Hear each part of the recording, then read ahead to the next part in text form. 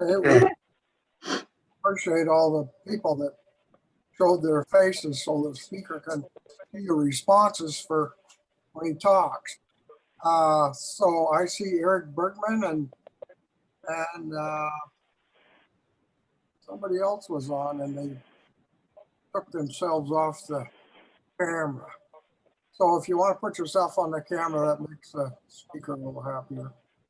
So our speaker today, he'll be talking about, I thought he was going to talk about winter grazing, but I think he's going to talk about pasture, something about pasture. So he's works for NRCS. Rumor has it he's going to retire in end of the year, which is kind of sad, but so I'll let Rick take it away from here. Good morning, everybody. Thanks for joining. I'm coming to you live from my private penthouse offices atop the Rockefeller Center in New York City. A lot of you probably didn't realize I've come to that great level of expertise. But I'm sure you're all in great places too, if you're smart, the Bahamas or Hawaii or somewhere. I like not having the opportunity to be hit by tomatoes. However, I don't like not being able to tell what you want me to do. So please use the chat boxes or flip that microphone on and scream really loud and stop me so that we cover the things that you need to hear. And as Jess suggested, I did make a little bit of a change. I was going to talk to you about year-round grazing. That was my plan. It was half written a couple of weeks ago, and it dawned on me that I don't know that this will be the last time I ever get to visit with you guys. I really love visiting with this group. You are great fun to talk to. And I thought, well, if this is going to be the last time, I want to talk to you about what I think is really important. And so I changed my mind. And so today, without further ado, I would like to talk to you about pasture potential. This was going to be, hopefully everybody can see slides now. This was going to be my slide when we all showed up in Great Falls. And I was going to tell you how bad the roads were and the traffic. That didn't work out. All right, I got to figure out how to switch. Okay. And since I know you guys a little bit from being here the last few years, I was going to ask everyone to stand up from behind their desk or whatever they're sitting behind. I was afraid to do that after thinking about it, so I'm not gonna. I'm mostly concerned about Jess, most of all. All right. So what I'd like to talk about for the next little while is realizing your pasture potential, or it's always looked like this. So we've all heard what the definition of insane is. If we continue to keep doing the same thing that we've always done and expect a different result, we're probably a little bit crazy. And so some of you may have seen this slide before. On the left-hand side, that's a pasture. I don't know how big it is, 300 acres, maybe 500. But if you look close into the slide, you can tell it looks the same no matter where you look. There's not a single standing plant there. The right-hand side of that fence is the roadside ditch that the person is mowing with their deck mower. It's slightly taller than the pasture. Probably not the way we want to treat it year in and year out if we want to expect a different result. So a lot of times people will talk about take half, leave half, and rotate the season of use. Those are the golden rules. And I'm here today to suggest to you that those are rules, but there's nothing golden about them. The photo is from grazing back probably in the early, I guess it'd be 20th century, the early 1900s. At the turn of that century, not because people were mean or evil, but because they didn't know better. Grazing management wasn't really something that we discovered yet. We didn't realize the damage we could do to a pasture and the long-term effect it would have on our economic viability. And so scenes like this are pretty common when you look back in old photographs. And so what about the golden rules?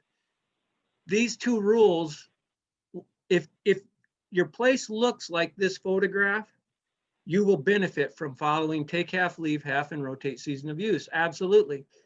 And if you have a reasonably good looking place and you follow those two rules, you'll work your whole lives and you'll have a reasonably good looking place when you get done. I think the reason that you're listening in today and the reason I'm here visiting with you is so that you can make it better than that. And so these rules were made just because people were doing absolutely nothing. They were doing nothing. They didn't, not because, again, because they were mean, evil, or stupid. They just didn't know what the effect of their management was going to have on the ground. So we can follow these two rules, but if that's all we do, we're not going to make near the benefit to our land, our animals, or our economic resources. So from this point forward, we're leaving those two rules behind and we're going to do better than that. If we don't, we'll never get to see the potential of our pasture. What I'd really like to be able to do is see the whole slide. So you're wondering to yourself, well, how can I tell if I'm at the potential? How do I know if my pasture's already producing what it can for me? There's a few places you can look. Corrals that are infrequently used, temporary branding areas where people take portable panels out in the pasture and set up for the day to do their branding. Maybe you put in grazing cages, or you can look at fence line contrasts or even fence line road ditch contrasts. And those will all help you know what your potential might be. There's two of those that are better at showing potential than the other five. Anybody have a guess? Somebody be brave and hit their mute button and holler which two are better examples than the other three.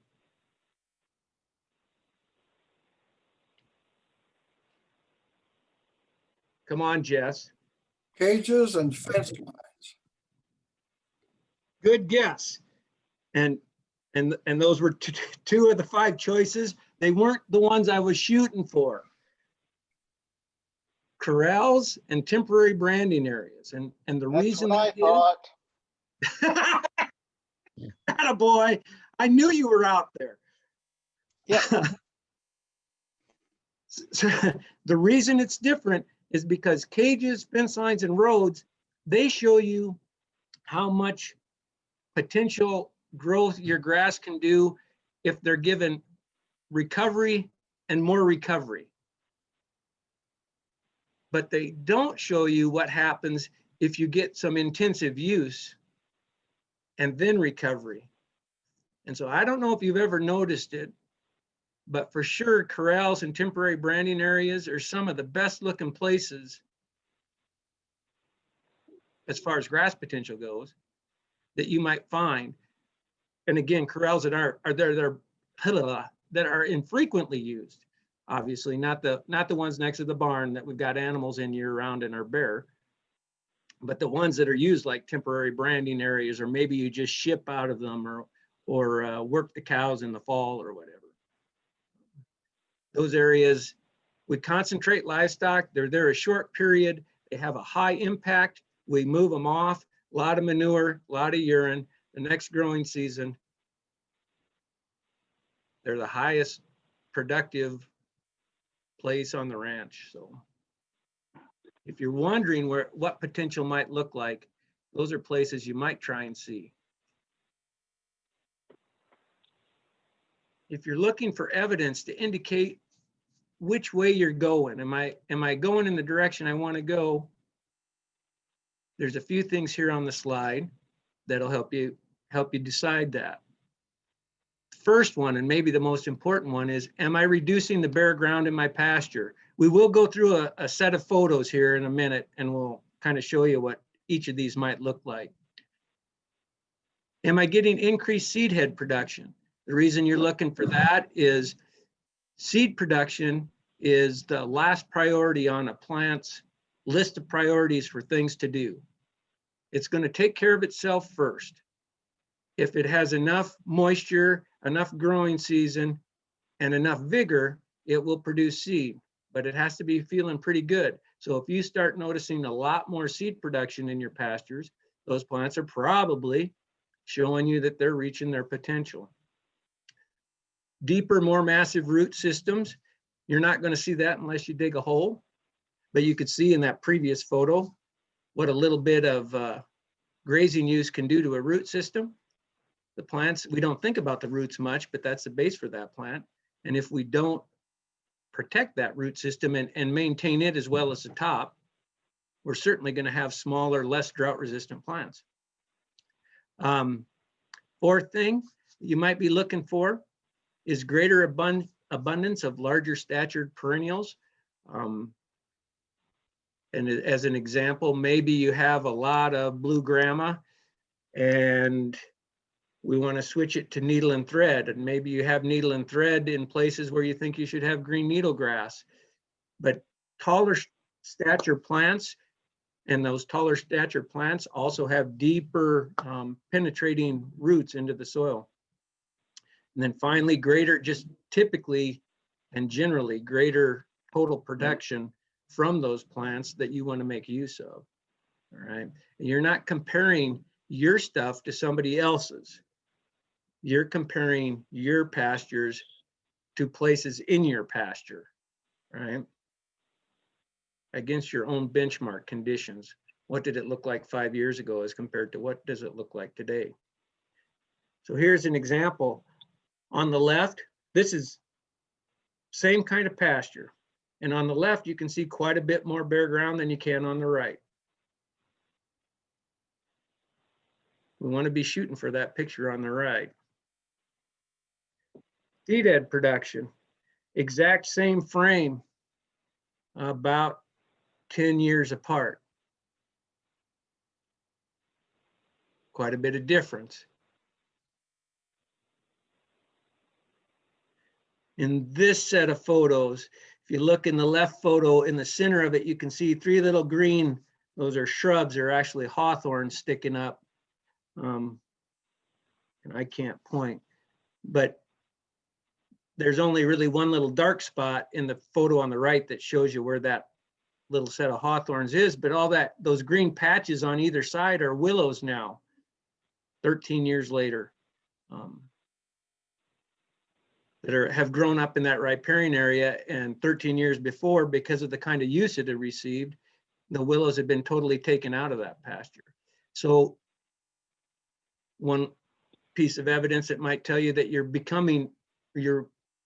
going higher on the scale of potential is that you're getting a more diverse set of perennial plants. Those willows are reaching to a different part of the soil profile to gather their nutrients. And so they're not really directly competing with the grass. And they provide a lot of other benefits as well. But the same thing could be said is if you went from blue grama to needle and thread and green needle grass. The more diverse you can make those pastures, the more productive they'll be and the more drought resistant they'll be. Deeper rooted perennials, it's hard to tell from looking at the top. And I didn't do a great job of shooting this photo, but the fence line you see in the right, I just didn't capture that fence when I took the picture on the left. This is directly one of the few places in my whole career where I actually got to see what we always talk about. On the right-hand side, it's rough fescue, blue bunch wheatgrass, and Idaho fescue. On the left-hand side, you really don't see any rough fescue. It's mostly Idaho fescue and fringe sagewort and a little bit of blue bunch that you can't tell in the photograph. You have to be actually standing there. And it was one of the few places I ever saw a fence line contrast where we still had the native plant community on both sides of the fence, but because of management on one side, it had really reduced the diversity of the plants, the vigor of the plants, and their ability to sink good, strong roots into the soil, as evidenced by the difference in growth. And I don't remember for sure, this was probably late June or early July photograph. And I don't believe either pasture had been used probably since late winter at the earliest. So increased production on the left side of that fence. And I don't know how well you can tell, the left side has been ungrazed for 2 years. The right side had been used just a short time, just a light use. This photo was taken in the end of September, and that pasture on the right, even from that little bit of light use, hadn't recovered to where it's quite as growthy as the stuff on the left. So that's a pretty good indication that the stuff on the right isn't quite at potential, or at least the potential on the left. And I'm not saying the one on the left is as good as it can be, but it's a little better than the one on the right. So those are the kind of little pieces of evidence that you can look around for to help you decide where you're at and if you're going in the right direction.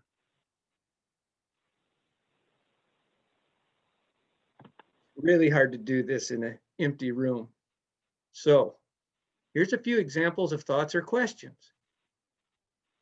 We're going to take a little break here. That was a quick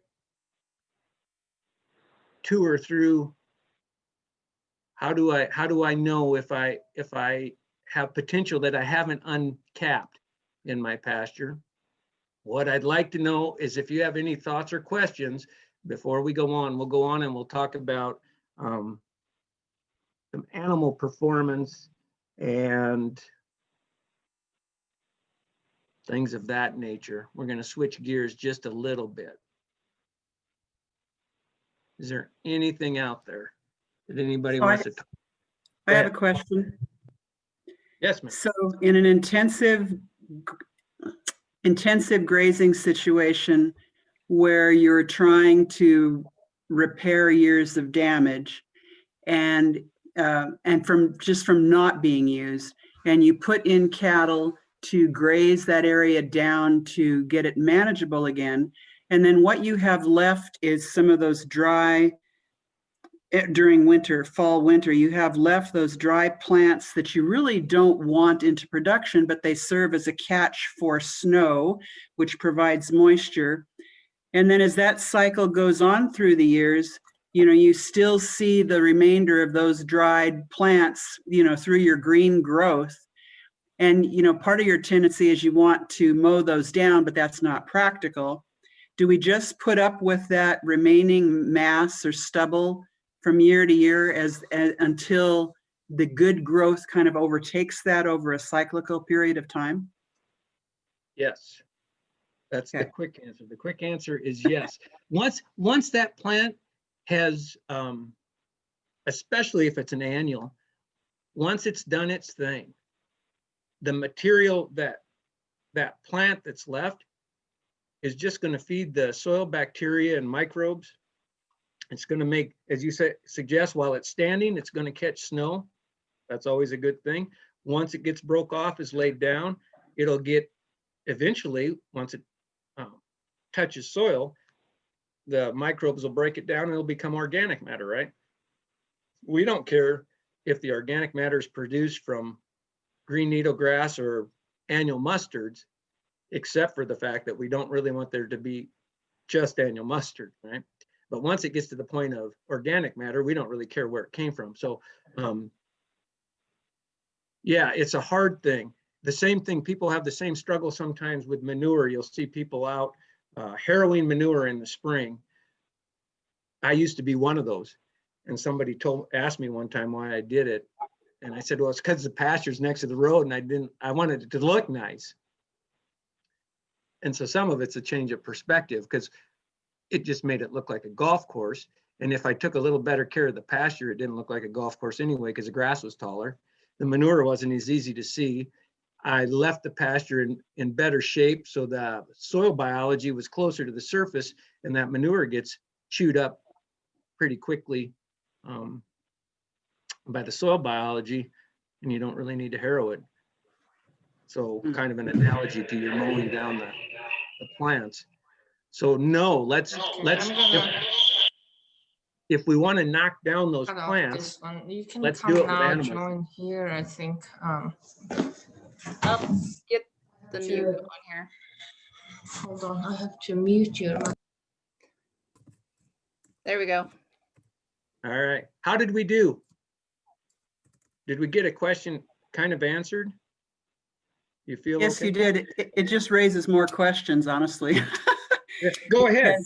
Because I do harrow, and so, but it's a small acreage, and I harrow to spread that out, and then I do at that time of year, you knock the top off some of that dry. I think what bothers me, and maybe it's just aesthetics, that I still have more dry material, and maybe it's just this time frame that over time, and we want quick results. I'm at 9 years. That's probably not enough, you know, to have those other plants broken down where you don't get more of them showing every summer, you know, so to speak. But on the other hand, if I didn't have that, I wouldn't be collecting moisture. So I guess that kind of, yeah. You're correct. For sure, one of the things that we're all impatient. I'm probably one of the worst. We live in what I call a microwave world. In 9 years, I feel like you should be seeing some pretty good results if you're making pretty significant changes in management. But there are some things like switching plant communities over to taller, deeper rooted plants. That takes time. That kind of change takes time. And we have to remember, for one thing, most of us are on a piece of ground, and even if you've been on it for 50 or 60 years, that only goes back to what, 1960 or something, right? Well, early on, we talked about what happened at the turn of that century. And I think we're still trying to recover things. We'll never know what our ground looked like 150 years ago, because when we first all showed up, and by we, I mean our ancestors, when they first showed up, we did some pretty land changing things to ground, to plant communities, to production. And if it's been 120 years, we probably have another 100 that if we do the right things every year, more or less, it might take us quite a while before we get things back to a true potential. So I'll touch on that. In this next half, we're going to talk about, all right, so then how do we get to the potential? And how do we balance it all out so we don't go broke in the meanwhile? Because it's really cool to be a grass hugger, like I kind of tend to be, but you don't pay bills hugging your grass too hard. So we've got to keep the whole picture in mind. So with that,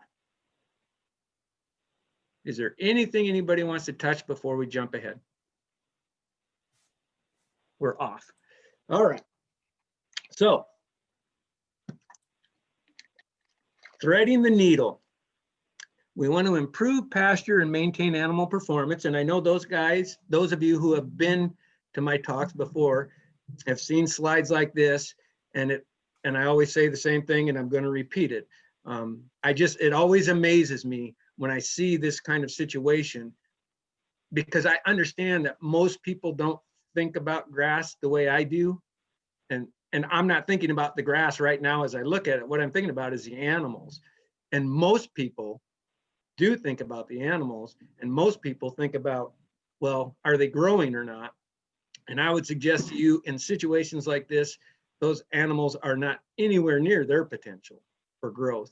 They can't be.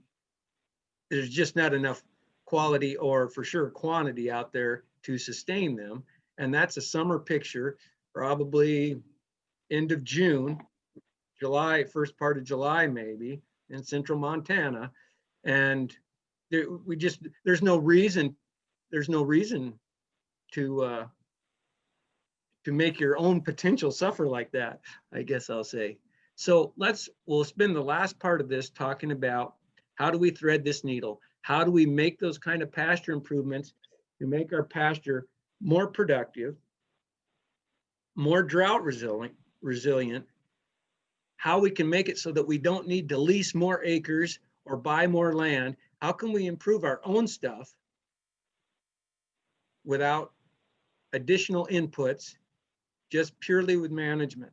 How can we get to a higher potential? And how can we do all that and maintain our animal performance so that we can still cash a check and pay our bills? We'll talk about the things that we know. And then we'll run through the bullets, and then I'll show you the proof. The best forage quality is always in the top of the plant. That's where the plant is best. For protein and energy, the best part of the plant is in the top half, which makes the bottom half less quality, right? Top half is always the best, always. Well, that's a lie. Today, that wouldn't be true. The best quality is probably closest to the ground because that's about the only place there's green leaves. In the growing season, the best part of the plant is always in the top half. Forage quality declines with time after boot stage. So boot stage, if you're not familiar, that's when, if the plant's gonna make a seed head, that's just before the seed head pops out of the stem. They call that the boot stage. The top of the stem swells up because that's where the seed head is just before it pushes through. So once the seed head pops out, naturally forage quality declines in the plant. It starts, once that seed is up, that plant starts to dry up, starts to go dormant, at least that stem of that plant. Forage quality also declines with grazing time in the pasture. So the longer you're in a pasture, the more just the fact that your animals are selecting the things they like best, it accelerates that quality decline every day that they're there. Okay. We also know that animal performance declines with lesser quality and quantity of vegetation. And we know that it declines with increased stock density. So the more animals you put on per acre, the less individual animal performance you're going to see. And it's just because they're competing with each other. I guess we don't have direct proof of this, but we assume that some of it is just, it's like being in an elevator. There's a little more stress when they're bumping shoulders than there would be if they had their own space. If you dumped 100 out on 600 acres as opposed to 100 on 10 acres, for example. So let's look at some of the proof for these things. So we're not just making assumptions about things and we're wrong. So here's some information, and this is on cover crop species. I promise you, I don't have any on like native or tame grasses where I couldn't find anywhere it shows this. This is actually top half, bottom half forage quality sampling on, as you can see, several different species commonly put in cover crop mixes. Run your eye down that list. There's really only one plant. So crude protein in the left column, RFV is relative forage value, TDN is total digestible nutrient. So really the two columns that matter most, the middle column is inferred by the two on the outside, the protein and the energy. And what you'll find is the top half is significantly better on every species except for Sudan grass. And I don't know why that is, but you'll see not a significant difference there between top and bottom half. And Sudan grass is a warm season, kind of looks like corn, doesn't get the ear. A warm season grass, grown more commonly Kansas, Oklahoma, Texas, places like that. But we do in Montana put it in our cover crops. We have people growing it solely by itself underneath the pivots, and usually chopping it for baleage or somehow using it for forage. So with that slide, there's my proof that top half is better than bottom half, which should be logical, right? Because the newest stems on any plant, whether it's a forb or a grass, the newest stems are at the top, right? The old stems are at the bottom. So as those, or old leaves are at the bottom. And as those leaves get old enough, they start to dry up and go dormant. And as soon as they start to dry up, they're losing quality. It's the fastest growing greenest stuff that is the highest quality. So in Judith Basin County, right around 2000, I did a lot of manure sampling. Go ahead.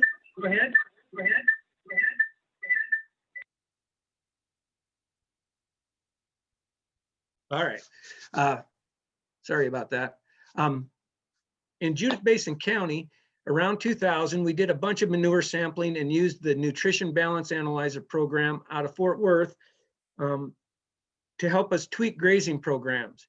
This graph that you see is a result of over 500 samples during that 5 years, done on about 25 or 30 different ranches once a month.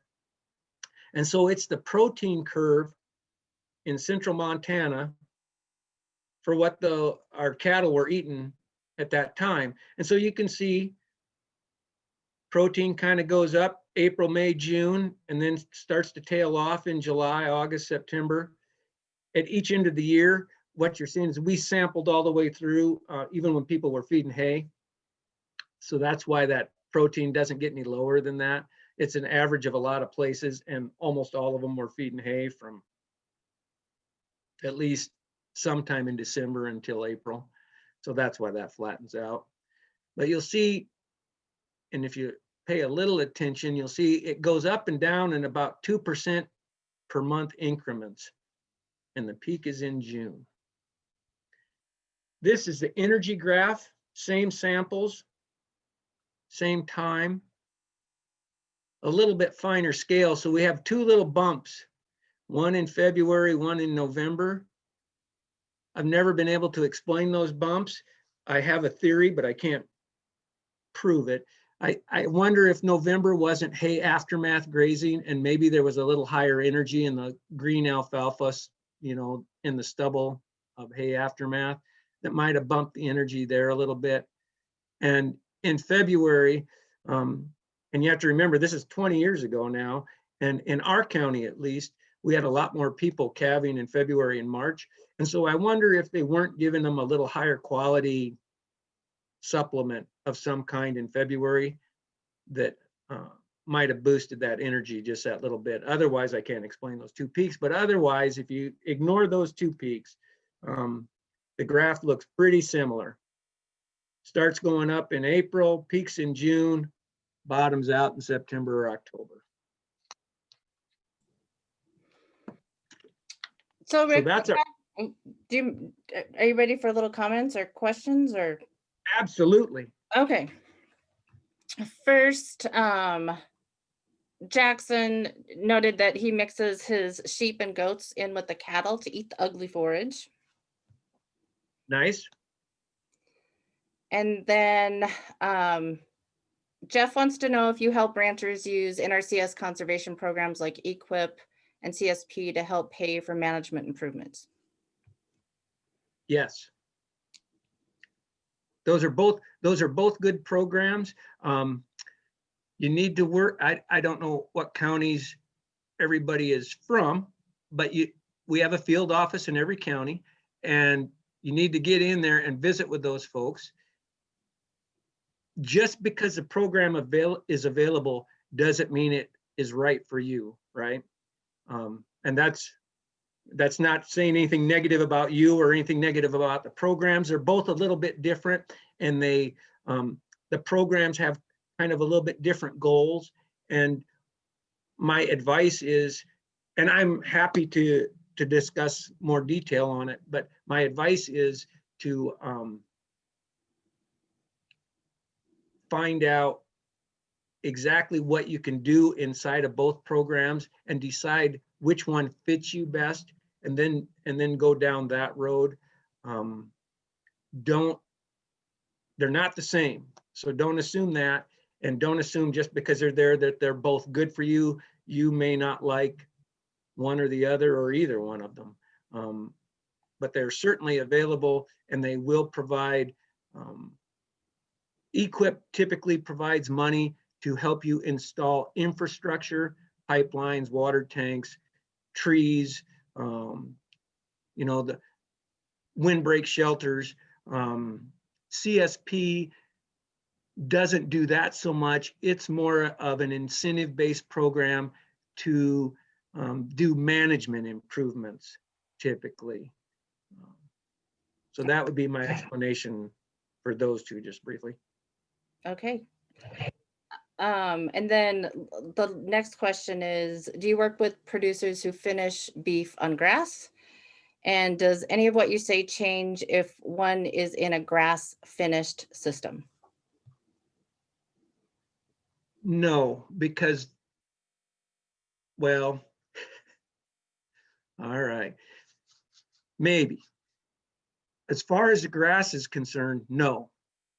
The grass doesn't care if we're selling calves off the cow in October, or if we're running them around the year and going to try and make good quality beef out of our yearlings the following September.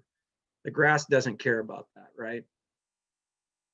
However, it does change your grazing plan, because if you're going to have, in my opinion, high quality grass-fed beef, you have to really work at making sure that you have good vegetative green growing material, especially that last 90 days or so. You need really high quality vegetation for those animals to finish on, to get any fat on them. And so it does matter in that regard. And I don't talk about that too much directly. In Montana, it really helps to have irrigation for that purpose. It really helps. And Jess can maybe speak to this. And I mentioned Jess because I know Jess, because he's almost my neighbor. I know he does some finishing on cover crops to help him get through that summer slump where everything turns brown, but he still has green cover crop. And there's probably others of you on the call, and I should have mentioned this earlier, you also need to chime in. I'm not the only one here that has information about things. Everybody that's listening knows things about this stuff that we're talking about. Please chime in and make it beneficial to everybody. The large part of why we do this is so we can learn from each other. And I don't mind learning from you either. So.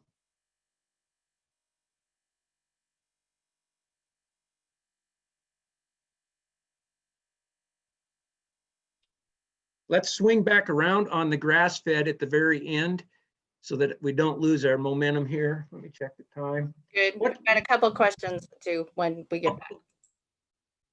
Well, let's go ahead and do them right now while they're hot, because I don't want people to forget what they were thinking. Okay, I think Jess was going to say something. Go ahead, Jess.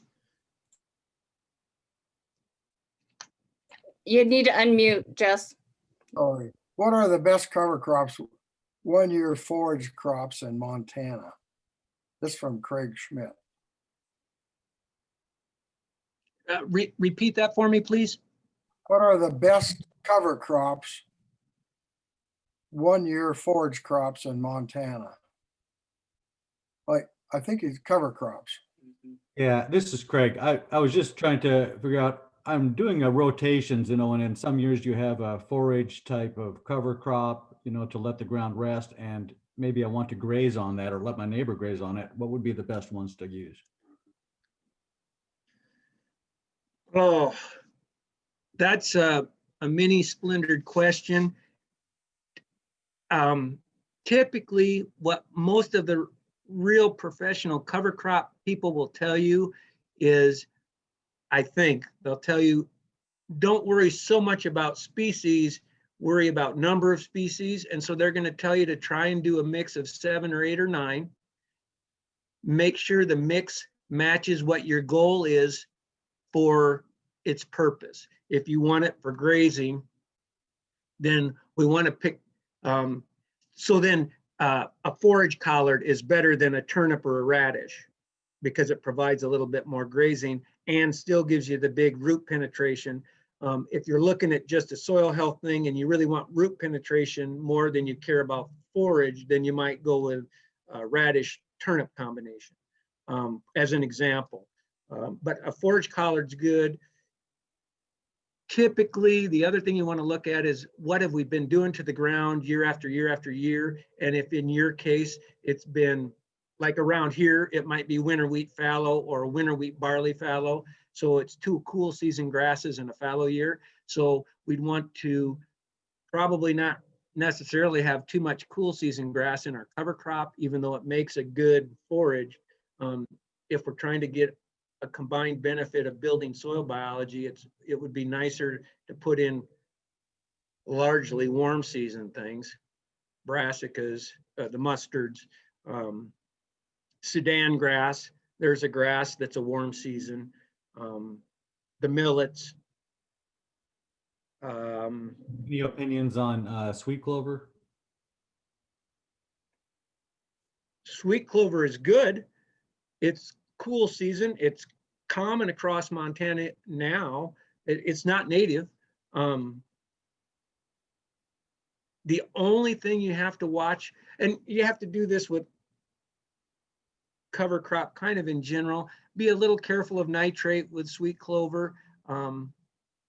If we're going to get on it early and it's the dominant plant, it can be a little bit high in nitrate. I've seen it in a rangeland situation. I've seen it kill livestock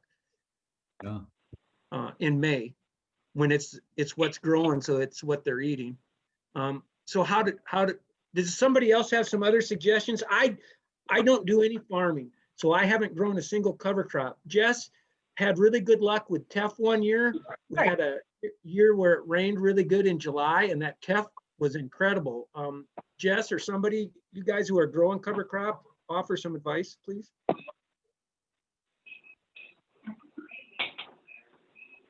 Oh, this is Jess. I find that the road oats, I was amazed at how much leaf and how much production there was out of that. And the cowpeas were good. I found several things were good. This year, we didn't get too much rain, so our cover crops weren't that good.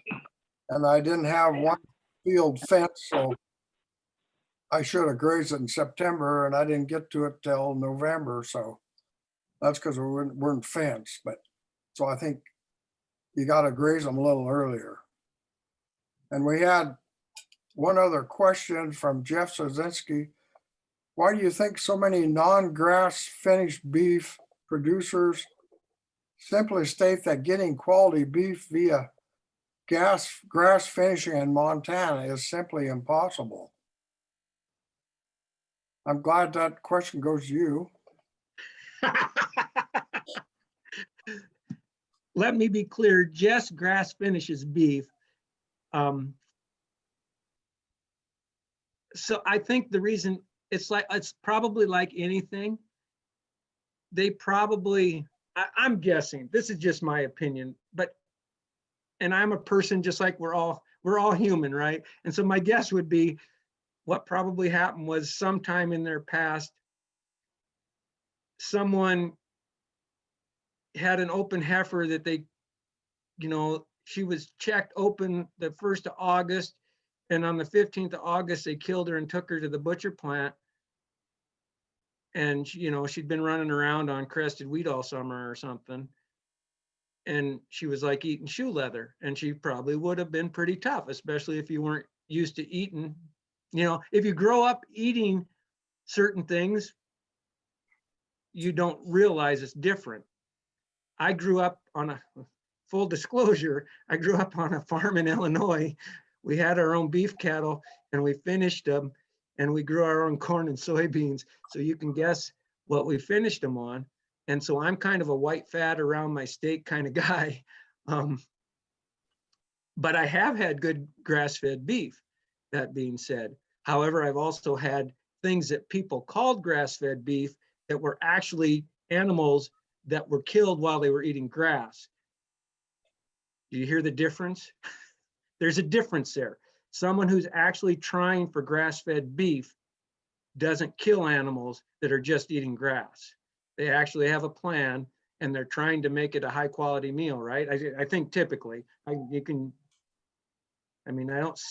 can't tell when you're throwing tomatoes at me, so it's hard for me to know. You just have to holler. So that would be my guess. I think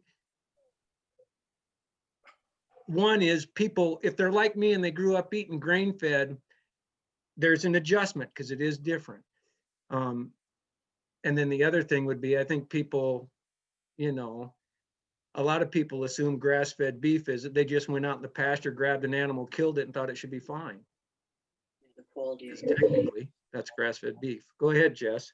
Well, I think you need a legume in your grass to make your grass-fed beef. I mean, that's what puts on the weight and gives them the nutrition. Mm-hmm. That's what I use, is sandfoin and a little bit of alfalfa. Jeff Zazinski had a question or talk. Yeah, can you hear me? Yep. Yeah, I hate to be so belligerent for you guys today, but we're working on a project to build a slaughter processing facility on the potentially on the Flathead Reservation. I mean, not the Flathead. I'm sorry, the Blackfeet tribe. And anyway, and in marketing and trying to make successful and sustainability, I'm a very strong and purchaser of some of the folks' beef on this call, actually, and that is grass finished. And I was born in Wisconsin too, so I know what grain finish means. And there's even studies that show that people that are older like grain finished, and people that are younger don't care. But that's a whole thing in itself in terms of consumer preference. But from the standpoint of getting resources and for economic development in Montana, if we could shift more of a production grass finish, it'd be good. But anyway, so and it's also a differentiated product, therefore it can compete in a very highly competitive system that we have going. So, but every time we start to talk about changing to that system, I just get all this negative feedback, like it's impossible to do in Montana. And then I say, well, how is that true? Because I keep buying grass-finished beef from people and it's pretty good. But it's impossible to do. You can't do it up here. Or they'll say in a specific part of Montana, you can't do it or whatever. It's like this giant denial that it is absolutely impossible to do. It's not, it's not like they even, for whatever reason, they might not want to, but I can't get through to people to say that it shouldn't be an impossibility. I agree 100%. People are people. That's the hard.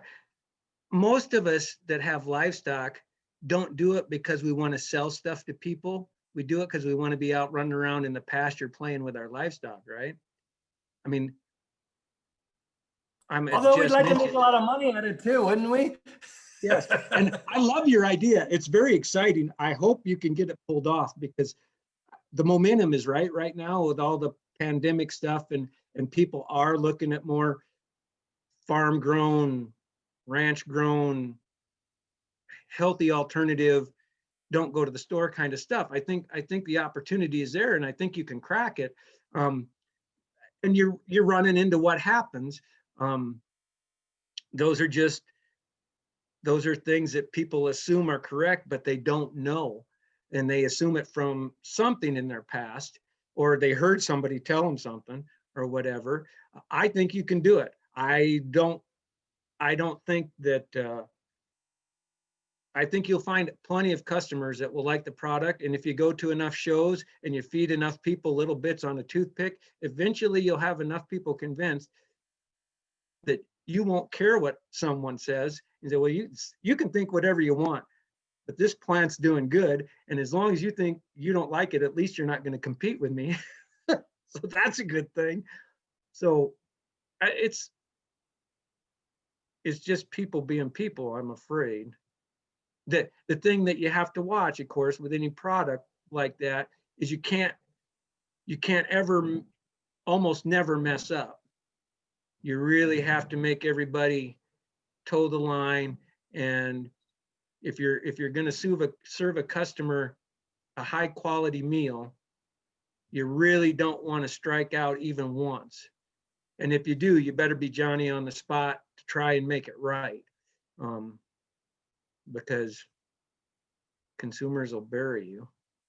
But I think it should work. I wish we could, we need more places, more processing plants.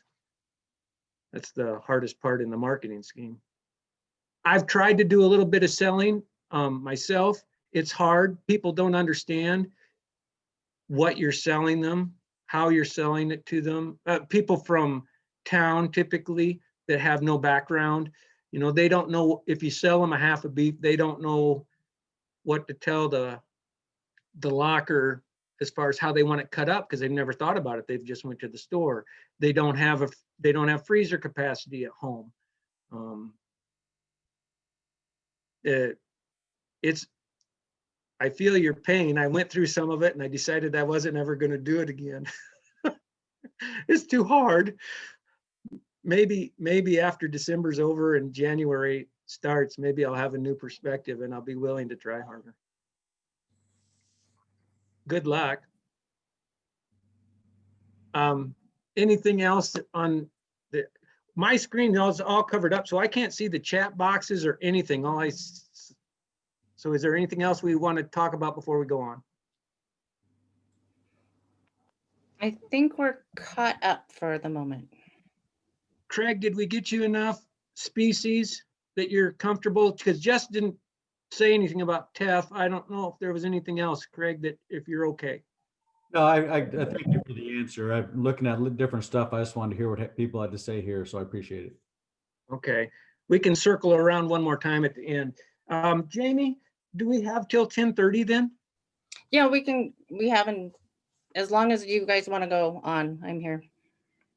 Okay, all right. So those two curves that we just kind of got through, that was just to show you that yes, indeed, forage quality goes up and then it goes down, and there's nothing we can really do about that. We can slow it down a little bit, but we can't stop the decline of forage quality. Dormancy makes that happen naturally.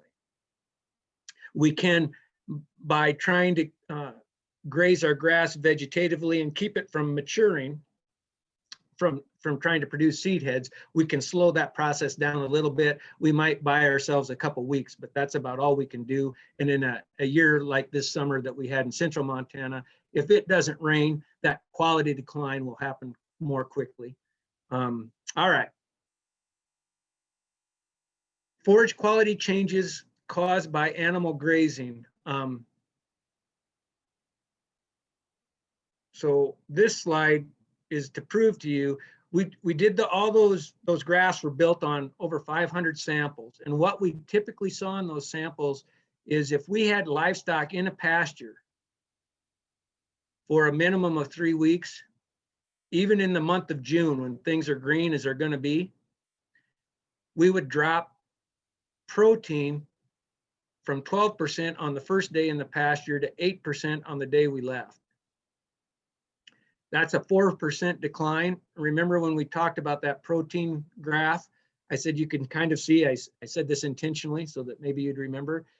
Naturally, forage quality decline is around 2%. It goes up about 2% a month, it seems like, at least according to those 500 samples, and it drops about 2%. So we were accelerating forage quality decline, not a big surprise. That's just happening because our animals are smart and they're selecting the highest quality leaves and stems that are out there in that pasture while they're there. The longer they're there, the more they eat, the lower the quality gets, because one, there's a little bit of natural decline with time, but mostly it's because they're high grade in the pasture. And as I like to say, if we went to the salad bar and you followed me, you wouldn't get any strawberries. And that's how that's going to go. But you'd have all the cauliflower you wanted. And the cows do the same thing in a pasture.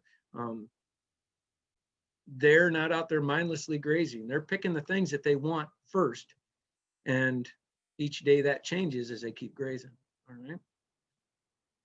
Okay.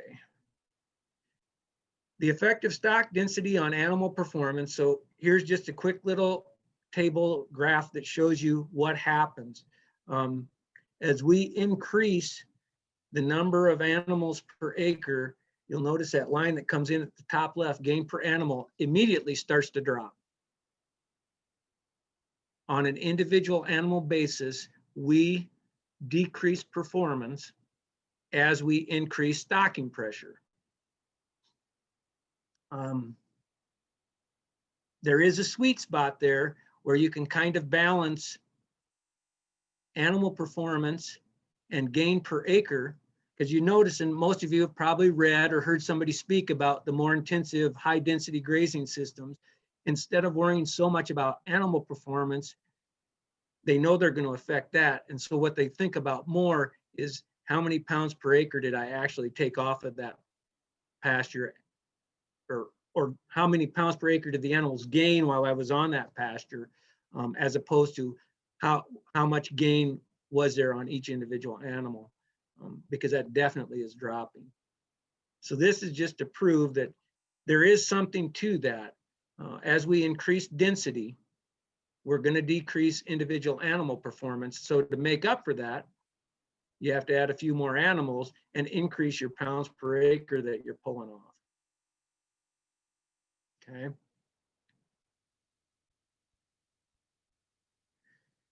All right.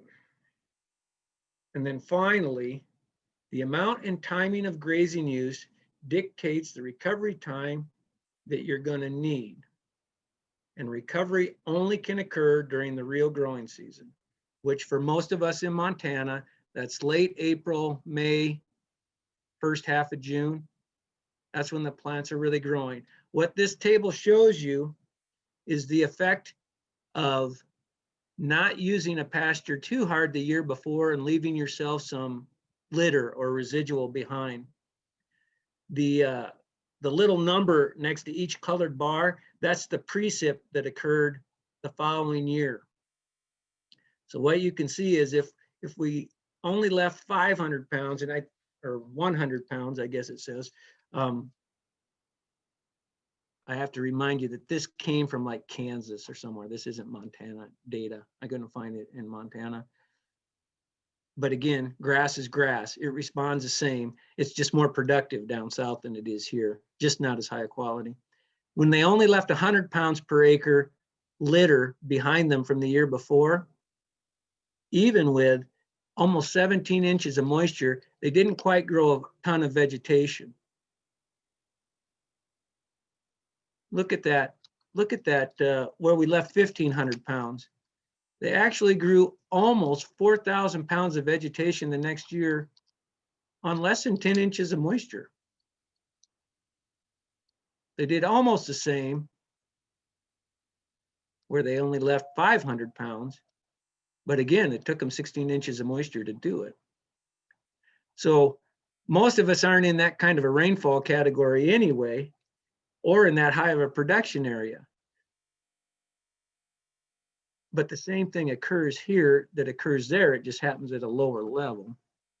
And so, point of the slide, if we use it hard, we have to give it more time to recover if we want to see what potential is. Do we want to manage for the absolute most it can grow? Probably not. We probably don't want to do that because that's going to come at too high of a cost in animal performance. We're going to have to not graze too much. We could graze hard for 1 year, but then what are we going to do the next year while we're letting everything recover, right? And so there's probably an optimum level in there that we need to try and find a balance for. Hopefully you're following me. So then, how much should I leave? And the answer truly is, it depends. Left-hand picture, that was pre-use. This is a day early in June. Did a little bit of intensive grazing on this spot. We had 80 pair on this 2 acres for 12 hours. And the right-hand slide is what it looked like when they left. And what you can see there is them pulling off. That was the end of the day. Am I telling you that is what you need your pastures to look like when you get done grazing them? I am not. But if you're going to do high intensity grazing, if you push it much harder than that, those cows were hungry when they left there. As soon as we moved the temporary wire, their heads went down. And so while it, I don't know, we probably didn't take half of it, there wasn't a lot to start with. And so we probably pushed them about 2 hours further than what we really would have wanted to if we wanted to optimize animal performance as well. Okay. So I put this up there just to give you a notion of what it might have to look like. And of course, this is early June. It's not anywhere near full growth. There's probably only 700 or 800 pounds an acre out there. I can't remember. It's been too many years ago. It's been 5 or 6 years ago. 12 hours. That's what it looked like. Now, in this particular instance, we did come back and we did graze that later in the summer, and that was always the intent. So that's why it depends. How much should be left? If I didn't intend to come back to it and I didn't care about animal performance, I could have pushed them harder. If there were some old weeds out there that I wanted to get them to trounce down, I probably didn't quite get that done with that kind of intensity. And that, as it turned out, was about 40 pair on an acre, right? Which, if you do the math, that's probably 50,000 pounds an acre. When you read all those articles about mob grazing and all that stuff, they don't even mention 50,000 pounds, right? They don't even start talking about it till it's at least 100,000. We weren't even close to that. Okay. All right. Here's a little bit more traditional stuff on the left. On the left-hand side, so this photograph on the left, I just took it last week. Maybe it was early this week. 46 pair on 20 acres for 4 days, which I don't know how you guys like to think about numbers. This grazing treatment was done the end of April, and it was equivalent, that's equivalent to about 9 animal days an acre, which is about 0.3 AUMs, if you like to think about things that way. On the right-hand side of the fence, that was 35 pair on about 150 acres for 80 days. June, July, and August, as opposed to 4 days in April. Now, I don't know how well you can tell looking into that photo. There's a whole bunch more vegetation on the left-hand side of the fence, correct? Well, it didn't get used as hard. And the use also occurred in 4 days, and then it had the summer to recover. On the right-hand side, I'm not suggesting to you that that looks bad. Actually, that's about normal use for our area. When animals select, that's about how they do it. There you can see bare spots where they kind of took it off to the base of the plants, and then other plants that they never touched at all. So that's kind of on the right-hand side, kind of take half, leave half. If we let animals do it in a low density manner, that's kind of what it looks like. Was it bad for the pasture? Not bad for the pasture. It was probably hard on some of the plants. When you graze it like that, you don't have as many choices later. On the left-hand side of the fence, we can go in right now and get off quite a bit more grazing. The right-hand side of the fence, we can't do that. Probably need to leave it alone and let it recover at least until the 10th of June or so. So that's why it depends. Length of time, severity of use, and when do I want to use it again? They all matter. On the right-hand side, totally different fence line, eastern Montana, 90% use on the left, no use on the right. Most of you have probably heard of Ray Bannister. If you haven't, you have now. This is at Ray's place. I think I was there last year, it wasn't this year. He'd just done this treatment. This is how Ray does it. He grazes hard, makes them use everything. The year they graze it, they do it fairly quickly. That was in like 2 to 3 weeks on the left-hand side. That pasture won't be used again for 20 months. And the pasture on the right-hand side of the fence, that is what they look like 12 months later. That pasture on the right-hand side looked like the one on the left 12 months before I shot the picture. That's Ray's plan. That's how he does it.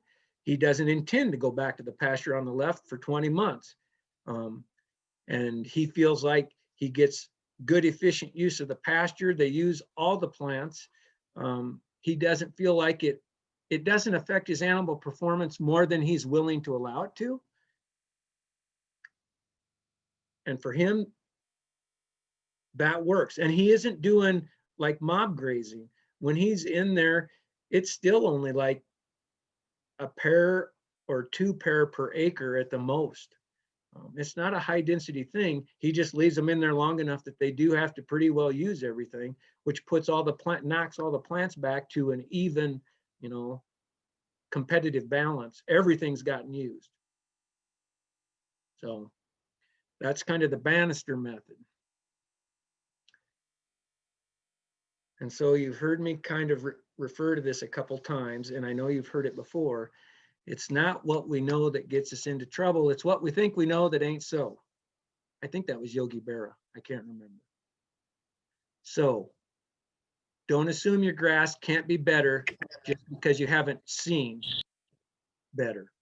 Don't assume that there's only one way to make your grass better. There's a lot of ways to do it. Hopefully, a lot of you have heard me before. I'm not trying to tell you what to do. I'm trying to make you aware that none of us, including myself, are seeing the potential of our pastures, most likely, because none of us are managing the way it would take to see it. Does it take a little more stock density? I think it does. Does it take shorter grazing periods and longer rest periods? I think it does. Where you're going to fit on that scale, totally up to you, but that will also dictate the amount of potential you'll be able to get out of your pasture.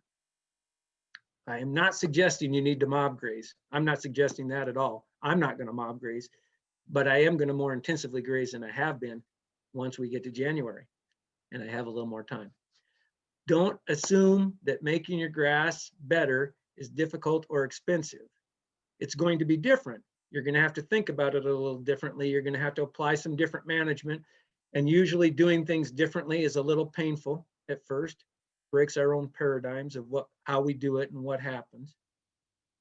But you don't have to call in the fertilizer truck to get your grass to be better, or to keep from having to lease the neighbor's pasture so that you can make it till the end of the year, or have a place to finish your grass-fed steers.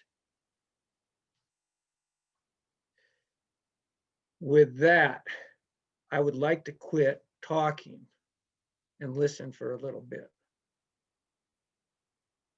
Do we have anything out there? Anything people are thinking about? I didn't give you any help this time. There's no thoughts or questions. Some of those came from Stephen Wright. If any of you are familiar with him, I love Stephen Wright. He was a stand-up comedian 25 years ago. Go ahead.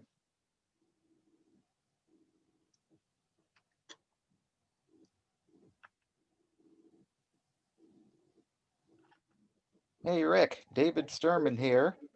Just Yes, sir. word of encouragement, since it's been years since you've seen our place, our big field. We now have lots and lots of grass and only 2 revolutions of the wheel line, which is really sweet.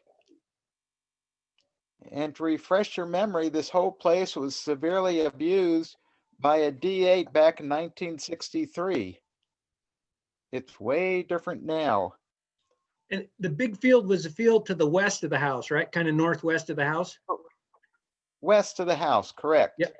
So, I feel like, look, so just change of management is doing the trick. how soon do you, so are you doing it with sheep and cattle? And how soon do you follow your irrigation, how much time do you have to give it to dry out? As I recall, it was pretty rocky. Yeah, you irrigate and you say, where's the water? I just was here. But no, the grass held up wonderfully well. And so, yeah, a lot less, after 10 years of doing this, a whole lot less effort is required. And it's almost all of it with sheep. Okay. But not totally. Are you seeing, like in that West pasture, or have you seen species changes? Are you getting a Oh, more yes. dominant?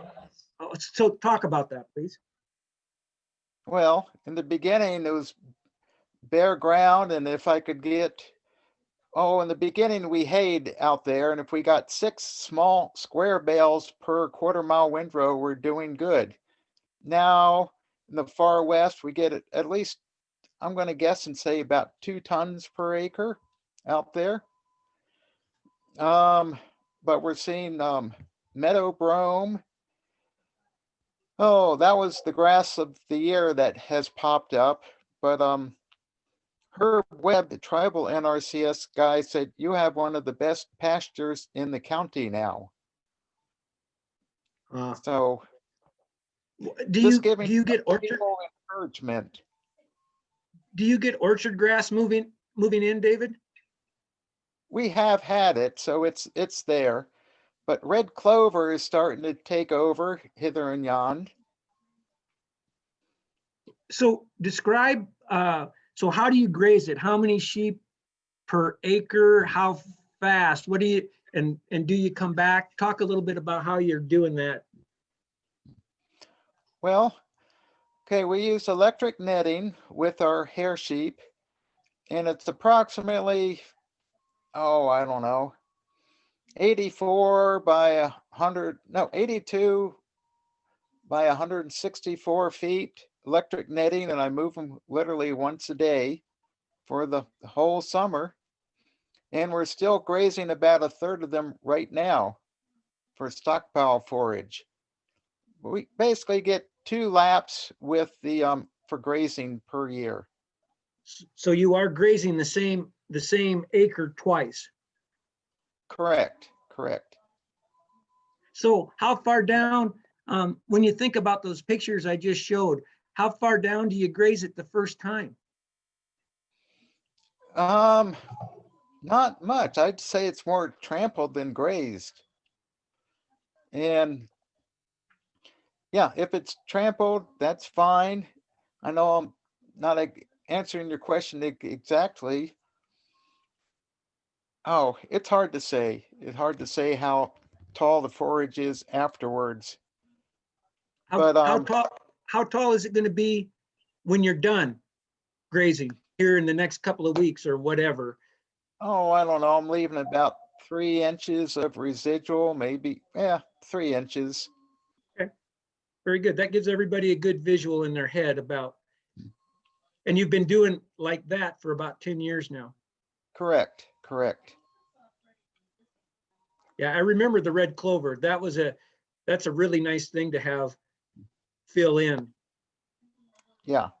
That's that legume. So if there isn't anything else on there that we have, is there anything else we want to talk about on grass finishing, grass fed, anything like that? Because we didn't get too far in the weeds there, but I would if there were specific questions or just thoughts.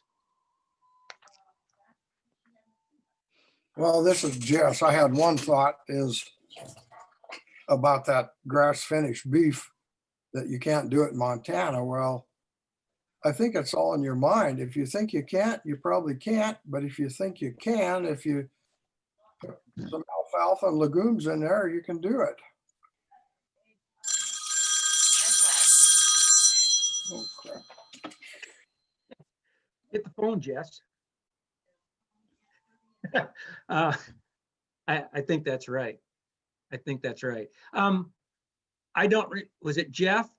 Whoever's grass finishing, talk to us, tell us how you're doing that. What do you think about, I mean, I gave you my ideas, but I'm not really a grass finisher. What I do is I take an open heifer in the last 60 days, I put her in my corral and I give her hay and some barley and protein pellets and finish her that way. And I'm happy with that because I'm scared to just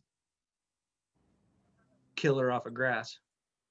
This is Eric Bergman. I do some grass finishing, but I guess just a comment, following up on Jeff's question about, people's perspective, you can't do it. And I agree with what Jess said. Obviously you can do it and you can do it well. I think most beef producers in Montana, I won't say, I can't speak for most beef producers, but I think what a lot of people are seeing is it's hard to pick a piece out of the system. People are operating within an economic and management system that you can't say, okay, well, we're going to build a slaughter plant. Why can't it slaughter grass finished beef? Well, of course it can, but people have their mind wrapped around how they do things. And if they're a cow calf operation, they look at their acreage and they think of, how X number of acres can be managed to grow cows and sell calves. And it's a totally different paradigm if you're looking at your acreage and your grass and you're thinking about finishing animals out to, 18 months or longer. So it can be done, but I think what most people see is it can't be done without changing a lot of other things at the same time. So it's a different paradigm shift possible, but maybe not easy. And I had a question, going back to the, going back to the beginning. This is a change, the take half, leave half thing, which we've all seen. And maybe just, a comment question related to the other pieces, kind of couple different ways to think about that. Take half, leave half. If we're talking about like your slide with nutritional quality in the grass, well, the top half of the plant versus the bottom half, well, that's half. And you put them out there. You can also leave the half of the stuff they don't like to eat. You let them in there long enough, eat the good stuff, and then you're selecting for the less desirable plants in some ways, which is documented. Anyway, I just, your take on that, Rick, take half, leave half. In your mind, what are you saying there? You taking half all the plants, which is hard to do, or you taking the good half, you taking the strawberries and leaving the cauliflower? So in the old days, and by old days, I mean, they came up with those two recommendations, take half, leave half, and rotate season of use. Back in the 30s, that's kind of when range management became a science and universities started working on it. So take half, leave half was supposed to be theoretically half of every plant.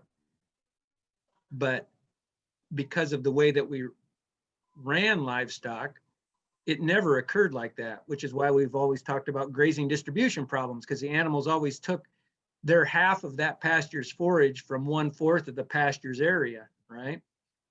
And so there's perfectly good plants to eat other places as far as quality goes.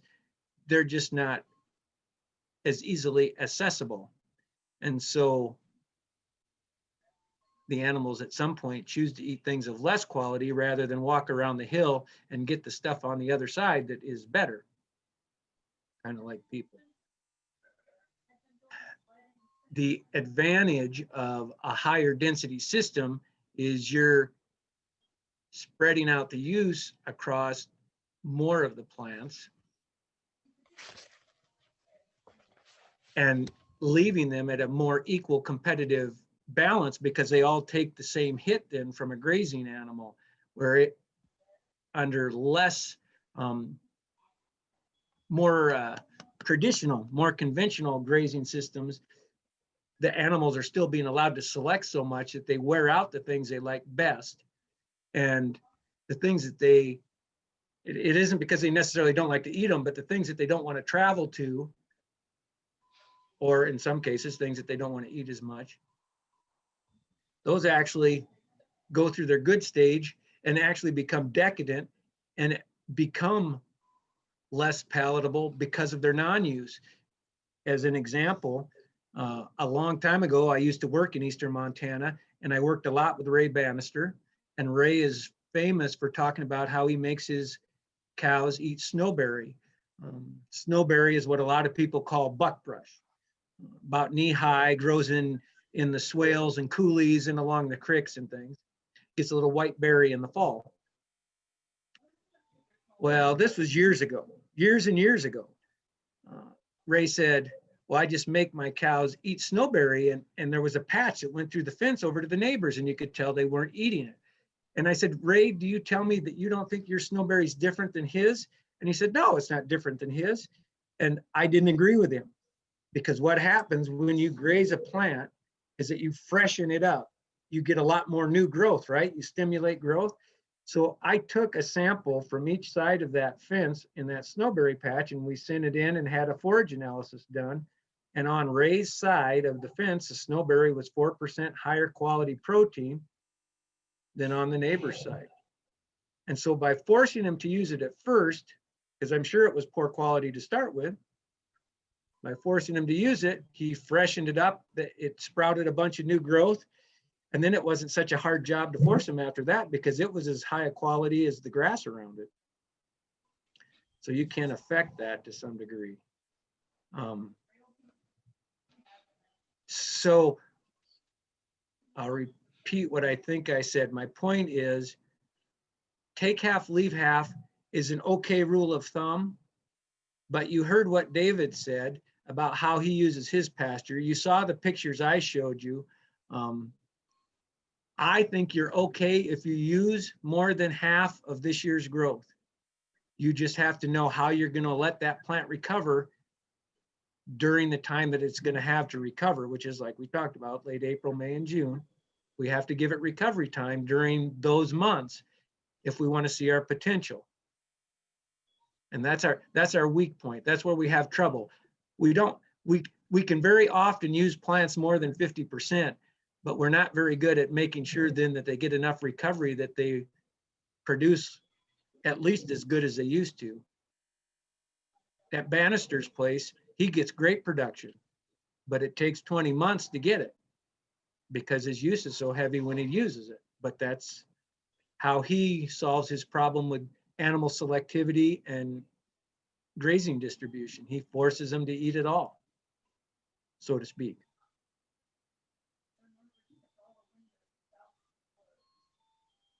How do we do? Okay. All right. So what I was trying to say was, don't let those old rules of thumb hold you back. We can do better than that.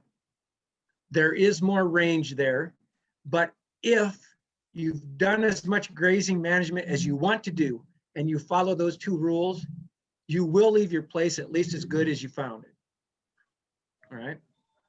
And in 1930, we were just hoping somebody would do that. We've advanced quite a bit since then. So I think we can do better. So that Bannister place, it seems like he doesn't have much snow catch. I mean, nothing to catch the snow and hold the water. I guess he lets it rest, but is that really a good way to do things, you think? He's been doing that since the late 70s, and his place looks fabulous. His rest times, what's Yeah, it's intensity of use and then allowing enough rest to let it recover.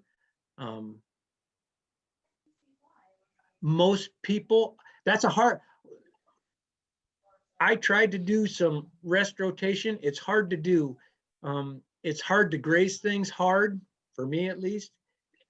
It's equally as hard to not use them for 2 years. And so I think he has found a way that works, but it's a way that works. There are a lot of other ways that work, and he certainly sets himself up for some risk because, as we all know, it could choose not to rain next year. And so his hard hit pastures from this year may not recover. You know, that system does require 2 good springs in order for it to recover well. So there is certainly more risk if you choose to operate in that manner.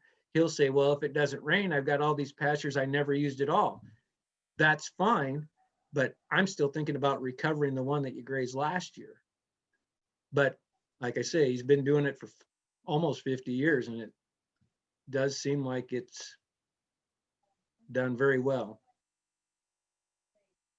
Hard on animal performance, it would seem like.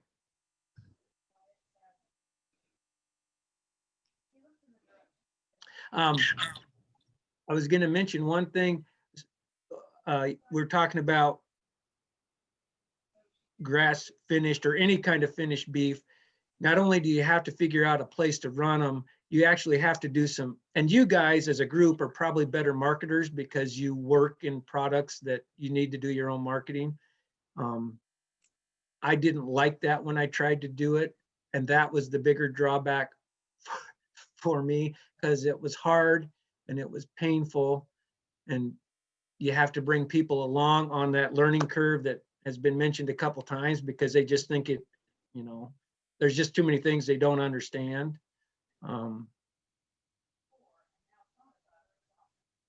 That's probably the key to beginning any, you know, to selling a new product like that. It's more of deciding if you can tolerate the marketing that you're going to have to do. You have to be persistent and you have to be in it for the long haul. Oh, and so the other thing I found, you also have to charge enough. And I don't know how you guys are as a group about that, and what you, I haven't sat in on your meetings about marketing. No, I didn't charge enough. What I would do is I'd take open heifers and I would finish them and sell them. And I would go to the Chicago Board of Trade and get fat cattle prices off of there and basically sell it for that. And that was, I was selling, when I got all done with it, I would have been better off to sell the animal when it was open and just take it to the auction and sell it as a fat heifer for somebody else to either run for a couple of months and kill, or just kill right there on the spot or whatever. I'd have made at least as much money that way and not had the headache. And so the one thing I did learn was, even if it doesn't seem like it to you, and maybe it seems like it to you, to me, it didn't seem like it was anything special, but you have to charge like it is. And I guess it is to people that live in the city that want something from the farmer ranch direct.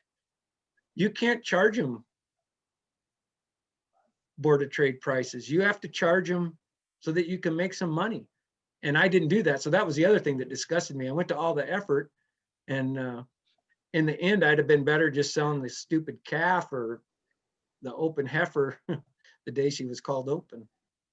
No, that was my, I started pretty low on the learning curve there, I guess you'd say.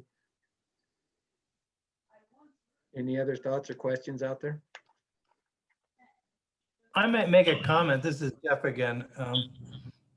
You know, I continually are seeing a lot of dissing of beef from a climate disruption issue. You know, all these issues about methane, and now we need to feed seaweed to our beef so they don't ruminate as much as they used to. And I get a little bit frustrated with that, but I also think that that is the angle for marketing. There are people who will pay more and ought to pay more, and it would be better, I think, overall for all of us to have grass-finished beef, because I would argue it is much more climate friendly. And it's the most climate friendly beef going out there right now. And I think that is another niche that can be brought, because people are caring more about this topic. And they're caring to want to express themselves through their purchases a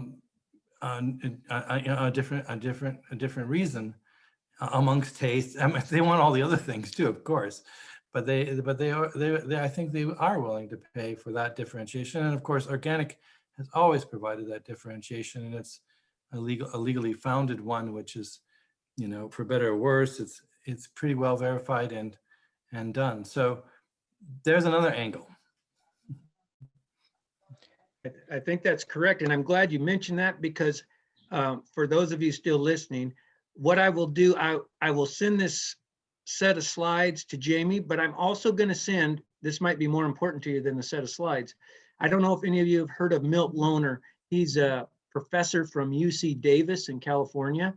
And I got to see a slideshow he did, and it talks to exactly that subject, yeah. And it's incredibly eye-opening. He did it not this spring, but spring 2019 somewhere for like the American Vet Association or something. So it's already probably 2 years old, but he used all the existing climate change data and all the research data on that kind of thing. He did, it's not his data, and he makes a whole presentation full of incredibly good and eye-opening points about what is good about the beef industry and the fact that I'm going to say people who are picking on agriculture, especially the beef industry, they're looking at something that causes 3% of that problem, according to everybody else's research, and the 80 or 85% of the problem that's caused by our tailpipes, nobody wants to address. And he goes, I mean, it's like 45-minute long presentation. I recommend that I will send it to Jamie today, and the guy's last name is Lohner, L-O-E-H-N-E-R. Request that. You'll really enjoy watching it. It's not like when you get mine, all you're going to see, if you ask for these slides, is you're going to see the slides. But on Milt's thing, it actually is a copy of his presentation. And so he'll be the one, you'll hear him talking, you know, it's a tape presentation basically. So I think you'll find it illuminating, confirming, and possibly useful. I'll be happy to do that. Yep. I'll put it in a couple spots so people can find it.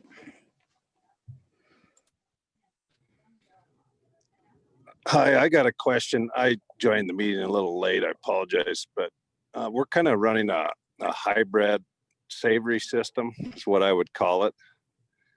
And I guess what we're doing is we're going up for the first grazing cycle starting 1st of June, 10 days per pasture.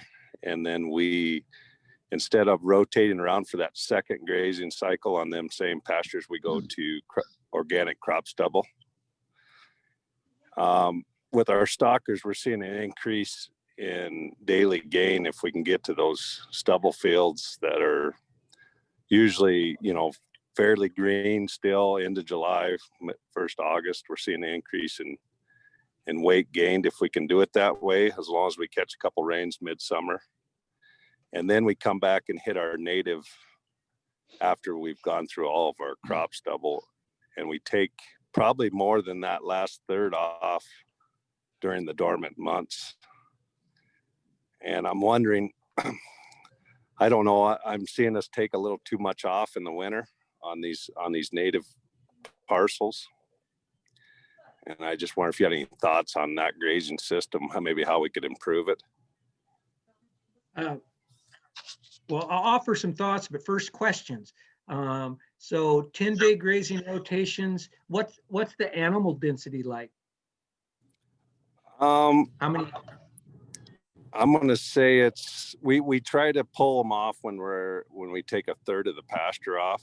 And I would say the density would be around probably 15 acres per animal. Oh, okay. All right. And that's on native? Correct. And that starts 1st of June. We don't touch any native, you know, April and May. That's kind of the cardinal sin, I guess, in this country down here. But I don't know if we're getting that I think that promotes tillering on the plants that the cattle like. But then when we come back in October, September, end of September, October, and hit the native, probably take almost 2/3 off then. Are we advancing with this system, or is this setting us back again? Because we definitely need a rain the next year to be back out there again. Right. Where are you at? We're down in the southeastern corner of Montana by Ecological. Okay. I worked quite a few years out of Baker, so I've been there. I haven't been from Ecological to Elzada since the road was paved. So that tells you how long it's been. Right. Which actually, it disappoints me, one, that I haven't been there for a while, and two, one of the reasons is because I really don't want to see what it looks like with that road paved. That kind of hurts my heart a little bit. That always made me feel like that was the last wilderness left in the lower 48. So are you still grazing about 15 acres an animal then in the fall and winter when you're grazing? I would say it's a little more confined than that, because the groups have come together, calves are weaned off, and we're maybe concentrating that a little more. Okay. All right. I have to think here for 1 second. I got to do some math in my head. So in the summer, they're like 700 pounders going out on June 1st or 600? They would be probably 650. Yeah, right in there, 700. All right. That's a cow stocking rate. Probably our yearling stocking rate is 7 acres. Okay. All right. And we try to put our yearlings on some of our less desirable right away, you know, maybe not less desirable, but a little more sloughy areas, creek bottoms. The grass is good, but there's quite a bit of poor grass in there also that we try to get a little more utilization out of with the higher stocking rate. Right. So let's start with winter, late fall and winter use has an impact. April and May grazing probably has a greater impact, but I don't have any trouble with April and May grazing, and I think you can consider it. You just have to consider what your impact is, how long you're willing to stay off of it. But animals, they're somewhere in April and May, right? And so I wouldn't, that's another one of those rules. Stay off your native rangeline until June 1st. That in my book, that falls in with take half, leave half, and rotate season of use. I don't think it has to be that way. And the animals are somewhere in April and May. Right. We typically put them on our stubble fields that have not been planted at that point, Okay. and are supplementing, feeding them. Just seems if we touch native range April, May, you can't touch it the rest of the year. You've lost pretty much all your growth. Right. It'd have to be right. I understand. So you may be doing exactly what you need to do. It's certainly not hurting it to stay off of it till June 1st. It's costing you something to do it, but maybe not as much as it would cost you if you went on it. Winter has an impact. So if you're running an animal every 7, that would be like 85 on a section.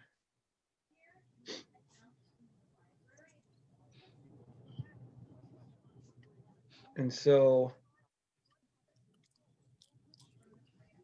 that'd be about 50 AUMs, and we're only a third of that. So that's about 15 AUMs on the section in your first pass.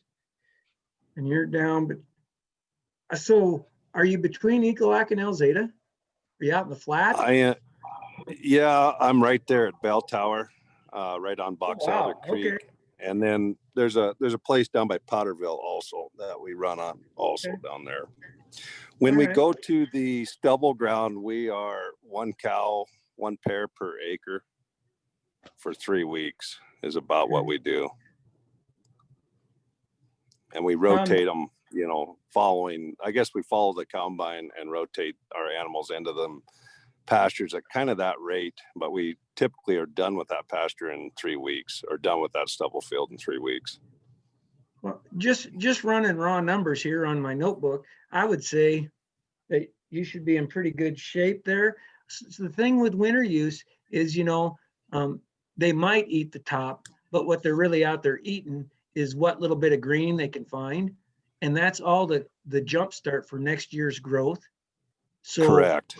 So Yes. winter use does have that impact. It slows those pastures down the next spring as compared to pastures that didn't get used in that same time period. Would you consider that winter use harder on it than the April-May grazing? That depends on how hard you use it. I do as much grazing as I can, and I try and do it in a way that I minimize the impact as much as possible. And so I think you can graze in April and May and minimize your impact. But what that means is you're probably going to want to increase your density a little bit and move them faster in April and May.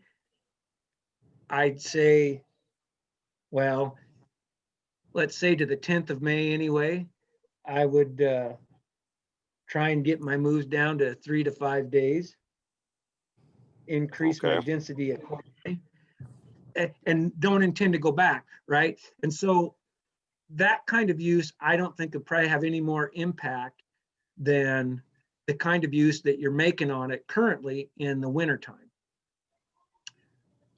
Because you're getting off of it so quickly, you still should have plenty of regrowth time. I know that it dries up quick down there. But if we're only on it for a few days, and those few days are early enough in the spring, like I say, like the 10th of May, those plants probably are going to get enough moisture and have time to respond by the middle of June that you'll get good response back. Okay. Well, thank you. And if you have, I don't know how large of a situation you're doing, but if you can tolerate some temporary electric fence, that's a way to accomplish some of those faster moves. It requires some labor, but not too much investment in material. We got a question from Holy Nygaard to Ty. Do you have cover crops in the stubble fields? Hello. Oh, good. How about yourself? Ty muted his microphone. Yeah, it'll probably be later. Sometime. So.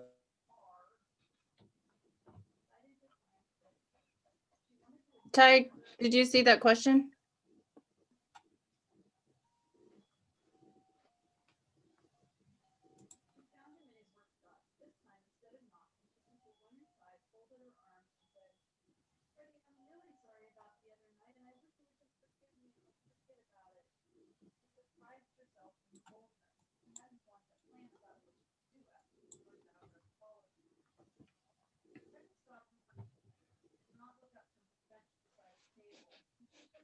Not sure where he went.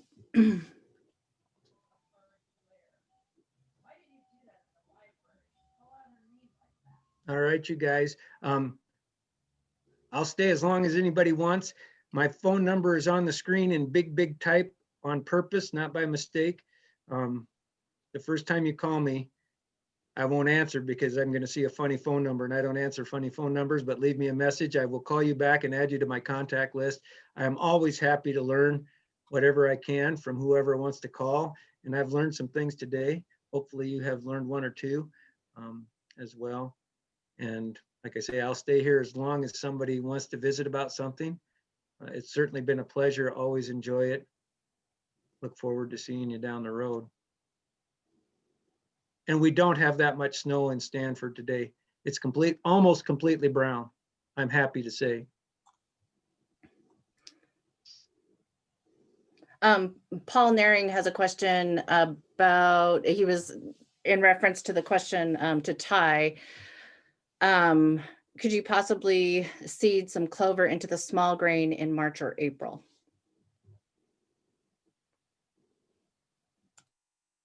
Yes. I don't know who else. Jess maybe has had some experience. There was a guy named Jim Sims that used to work for MSU in the agronomy department, and he did a lot of work with sweet clover and growing it inside of crops. If you seed sweet clover in the spring in your crop, you know, that first year you don't get much.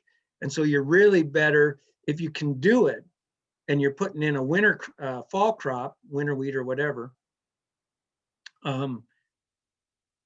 get it in that, and hopefully it'll get a start that fall, and then you'll actually get the big growth the following spring. Jess, have you messed with that very much? Sweet clover is a biennial, so that first year it's a pretty short deal. Yeah, usually we plant it with the barley and then the next year you can hay it or plow it under or graze it, but grazing's a little tricky. Hey, Jess, this is Ty. Sorry, my phone was stuck on mute. We do put in that red clover in with some of these crops, and that seems to be really good the following spring for when we're grazing April, May on some of these fields that we haven't planted yet. Where are you at, Ty? Right by ecological. Huh. And red clover's working there. Yes, we get you don't get much the first year, but through the winter and that next spring, it's surviving the winter. And we're seeing kind of a bushy, about 6 inches tall, probably 8 inches wide. Especially the closer you get to May, you get that kind of growth and are able to graze that and keep them cattle on them stubble fields before we work them and plant them again for the coming year.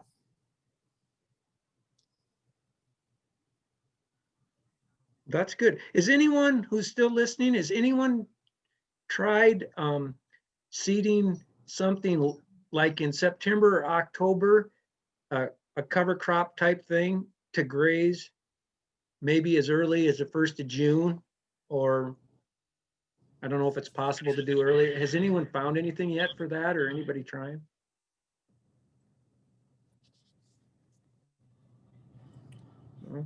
Not the same, but out with Ben Montgomery NRCS, we did some seeding, and Sicer milk vetch has come in real nice.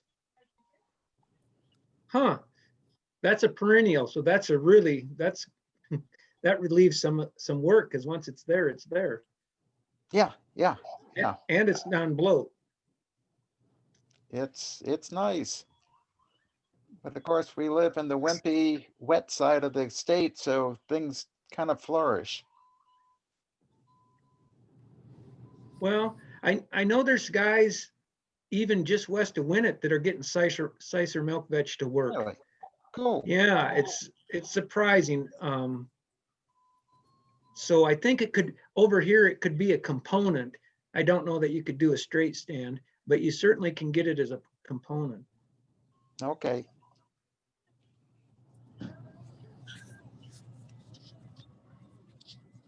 Polnarian, were you seeding that Sicer as a straight stand, or did you seed it as a component? It was a mix, but that was the one that really has stood out for us. Can you give more specifics on what you put in and the seeding rates? Oh gosh, no, I couldn't tell you. Yeah. When we put in some grasses, see, bird's foot, trefoil, that was did not work, but some various grasses that did come in nicely. Sorry to be so vague. I don't have my notes handy and I can't remember, but it was about a 5 or 6 way mix of seed. But the milk vetch, it's really stood out. What time of year did you put that in, and how long did it take to It was about this time of the year because it was darn cold when we did it. Gosh, can't really tell you more than that. It was only, well, our place is small, so it was only 5 acres, mind you. Sure. That's a good way to start with trying those things out. And that came in, it was ready to go by what time the following year? Next year. Uh-huh. I only Okay. did one light grazing of it, but it was nice.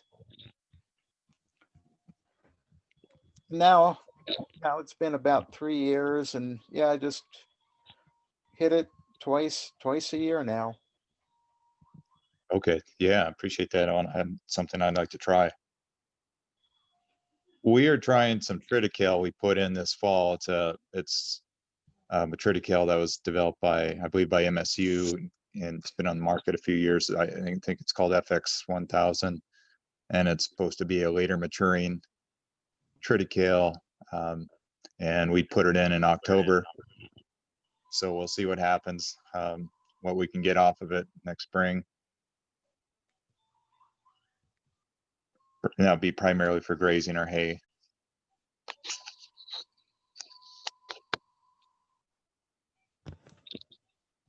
Hey, Ty, I see that it's you now. I had to shut my screen off so I could see who was participating.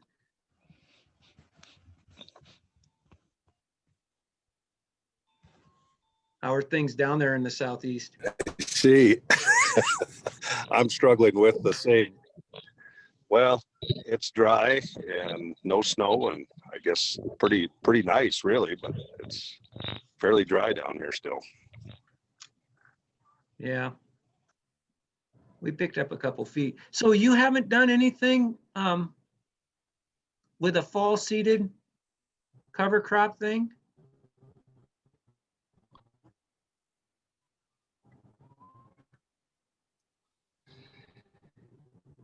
No, not really. We've tried a lot of different things, but we've tried a couple fall seeding cover crops and not had much results with them.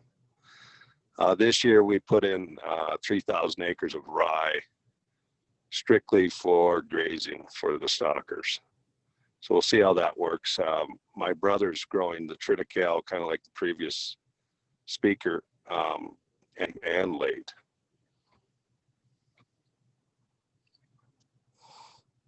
So when are you going to graze the rye? It was a winter rye? As soon as it's, yeah, it was a winter rye. What we're hoping to be on that, around 1st of May and I'm hoping we can get 3 rounds out of it. I don't know if that's possible or not, and then maybe get a late grazing on that also.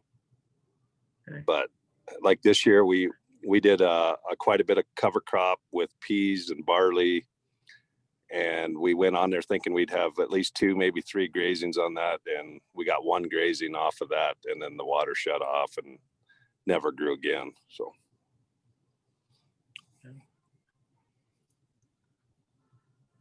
On the spring grazing of rye, you might pay attention to tetany. I would suspect that a guy'd have to watch that, especially when that first 8 or so inches of growth. It could be a little bit like we planted it with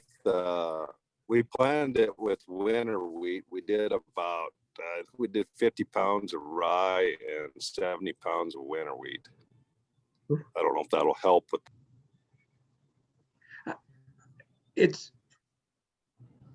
It's going to act like crested wheat. It's going to be real lush in the spring, and that's when you can get those tetany issues. And so that's the only thing I can think of there. A guy will want to monitor that, because especially if you fertilize that crop ground or put fertilizer with the seed or anything? Okay, yeah, we did not fertilize. We're hoping this will be kind of the fertilizing year for these fields with the animals being on them. Excellent. Well, I figured as much. All right, well, that's good because fertilizer would aggravate the issue regardless of what kind of organic fertilizer a guy might put on. Anything that speeds up growth early in the spring aggravates potential tetany issues anyway. So magnesium might be in order. You'll have to see. Well, we're about at 2 hours here. So we might want to wrap up and I'd certainly be happy to schedule another session at some time to continue a similar conversation. So thanks so much, Rick and Jess and everyone for participating.